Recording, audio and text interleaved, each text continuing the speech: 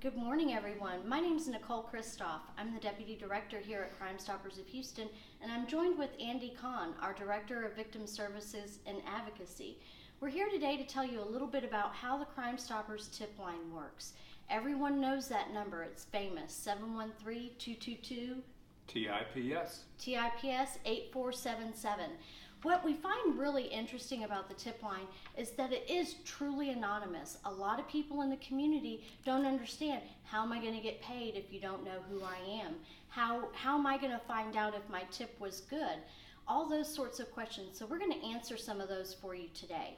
So basically, when you start by calling the tip line saying that you are aware of someone that's committed a crime or a fugitive from justice, you're immediately given a number that's unique to you. And you're told to hang on to this number because it's what could earn you up to $5,000 in cash. So we take the information that the tipster provides and then ask that tipster to call us back in a few days or within a prescribed amount of time so that the law enforcement can fully vet the tip. Because just because we get a tip doesn't mean that they're going to come arrest somebody right away. They have to do that further investigation. So the tipster calls back and gives their tip number. I'm 123. Did y'all arrest that person that I gave you information on? And we look it up and then find out if yes, indeed, that person has been arrested. And if they have, and it is a result of the tip that was provided, the tipster is then given instructions on a specific bank to go to with some secret code words and code numbers. And they go through the drive-through at that bank and give the teller a piece of paper just like you would any other bank transaction minus ID. You never have to give your ID. And then you get an envelope with your cash in it. One question that we get quite a bit is, well, how do you not know who it is? You have caller ID, you record calls and that sort of thing. The simple answer is, here in the state of Texas, it's against the law for us to find out and or divulge the name of a tipster. So we don't record any phone calls. We do not have caller ID, and we don't even put the gender of the caller in the tip information to further protect their anonymity. So that's a little bit about how the tip line works.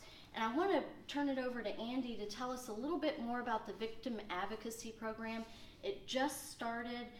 It really brings the Crime Stoppers full circle, but tell us a little bit about how you work with families.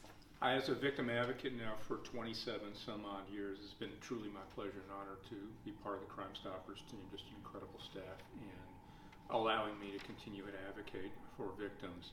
Crime victims are the only unwilling participants in the criminal justice system. Everyone else chose their role. So at Crime Stoppers, we believe the victims do have a voice, they do play a part, and they do play a role, and it's important to have someone advocate on their behalf. So in starting this program, I bring over 20 years of experience, particularly working with victims of violent crime. So we're able to match them up with all the different local resources that we have in town, whether you're a victim of a homicide, drunk driving, sexual assault, or domestic violence. We can make sure that there are resources available for you out there.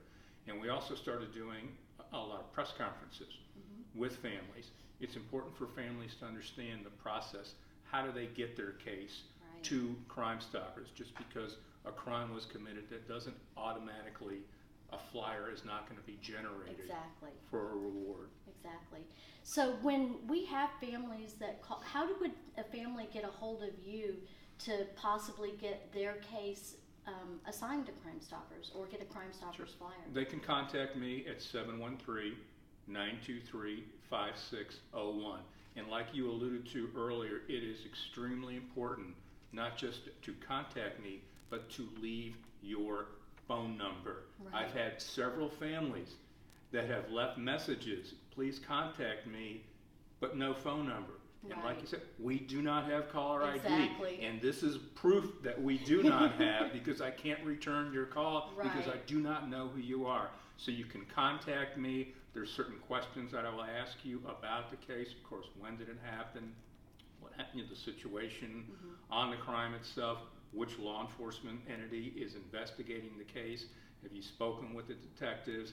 And then tell them that it is up to the investigating officer to request a Crime Stoppers flyer That's very important, Andy, and I'm glad you mentioned that, because we get a lot of people that think it's automatic, that Crime Stoppers is actually part of law enforcement, but the truth is we're a nonprofit organization, and we don't ever want to put out information to the public that could jeopardize the case in the future, could jeopardize prosecution or anything like that. So we have to be really careful to make sure that we get the information directly from law enforcement so that we give exactly what they want us to give out.